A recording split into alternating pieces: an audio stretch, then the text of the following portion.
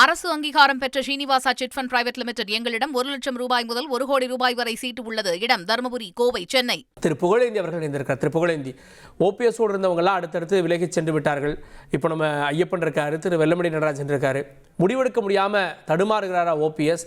என்ன செய்ய போறார் ஓபிஎஸ்? தந்தி தொலைக்காட்சிக்கு வணக்கம். வணக்கம் கருகே.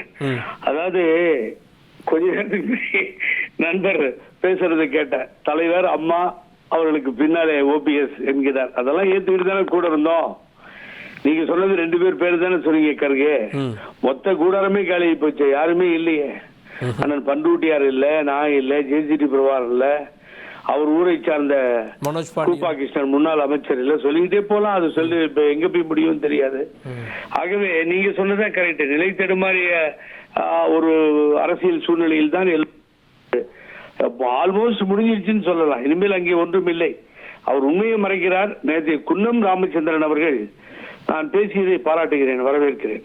அவர் எப்பொழுதுமே மிக தெளிவாக சொல்லுவார். நான் எங்கே பயணிக்கிறாரோ வைத்தியலிங்கம் முன்னாள் அமைச்சர் அவர் தான் எனது தலைவர், அங்கேதான் பயணிப்பேன்னு சொல்லுவார் குன்னம் ராமச்சந்திரன். இவர் எதிர்மாறாக சொல்லுகிறார் நம்ம வெல்லமண்டி நடராஜன். ஆனா அவர் தலைவர் இவர் தான் சொல்லுவார். யாருன்னு கேட்டீங்கன்னா வைத்தியலிங்கம் சொல்லுவார். ஆனா அப்படிப்பட்ட வைத்தியலிங்கம் போன பின்னாலும் குன்னம் ராமச்சந்திரன் போகாமல் எனது வீட்டிலே இருப்பவர்கள் ஏளனமாக பேசுகிறார்கள்.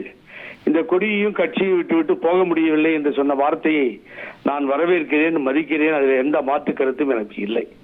ஆகவே பழுத்த மரத்தை தேடி வௌவால்கள் செல்வது போல தினமும் இந்த இயக்கத்தை பிளவுபடுத்தி சிதைத்து நாசம் செய்து போவதைத்தான் பார்க்க முடிகிறது.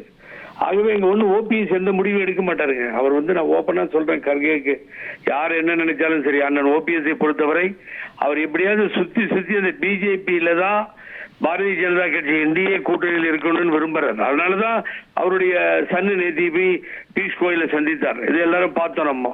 அப்ப அங்க என்ன வேலை இல்லை என்று பண்ருட்டியாரை விட்டு சொல்ல சொன்னார். அவரும் அசிங்கமாயிட்டுன்னு சொல்லிட்டு அவரும் போயிட்டாரு. ஒன்னொன்னையும் வைத்தியலிங்கத்தை வச்சு ஒன்னு சொல்ல சொன்னார். ஆகவே வைத்தியலிங்கம் எதிர்பார்த்த முடிவு யாரும் ஏற்றுக்கொள்வதாக இல்லை. ஏன்னு கேட்டீங்கன்னா அவர் போவது அவர் விருப்பம், போகட்டும். என்ன சொன்னார் கார்கே, நீங்க திமுகவுக்கு போயிடாதீங்க, போனீங்கன்னா ஒரு நாள் இதாயிட போகுது, கேர்ஃபுல்லா இருங்க, எல்லாம் அப்படி பேசிக்கிறாங்கன்னு எல்லாரும் உட்காந்து பேசும்போது நேற்றைய தினம் போய் தாய் கழகம்ன்றாரு. அப்ப தாய் கழகம் தெரியாமல் அனைத்து இந்திய அண்ணா திராவிட முன்னேற்ற கழகத்தில் இருந்தாரா, இல்லை அதற்கு பின்னாலே அம்மா பின்னாலே அணிவகுத்தாரா, புரியல எனக்கு. ஒருவர் போகட்டும், தவறு இல்லை. நான் ஒன்னும் அவருடைய சொந்த விருப்பம். ஆனா இங்கே ஓபிஎஸ் நிலைப்பாட்டை பொறுத்தவரை நீங்கள் கேட்ட கேள்வி புரியல. பிஜேபி முழுமையா ஏற்றுக்கொள்ள தயாராக இல்லை. அப்ப விஜய் கிட்ட போவாருன்னு சொல்லி சீட்டு குலுக்கி பார்த்தாரு. இப்ப விஜய் கிட்டையும் அவரால் டிசிஷன் எடுக்க முடியல. அவர் எண்ணமெல்லாம் சிந்தனை எல்லாம் பிஜேபி இடம்தான் இருக்கிறது. ஒரு பேரை விட்டீங்க நீங்க, மிஸ்டர் தர்மர், அவர் நாடாளுமன்ற மேல் சபை உறுப்பினராக இருக்காரு.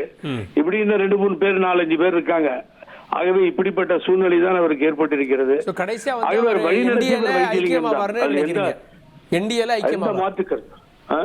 கடைசியா என்டிஏல தான் அவர் ஐக்கியமாவார் நினைக்கிறீங்க?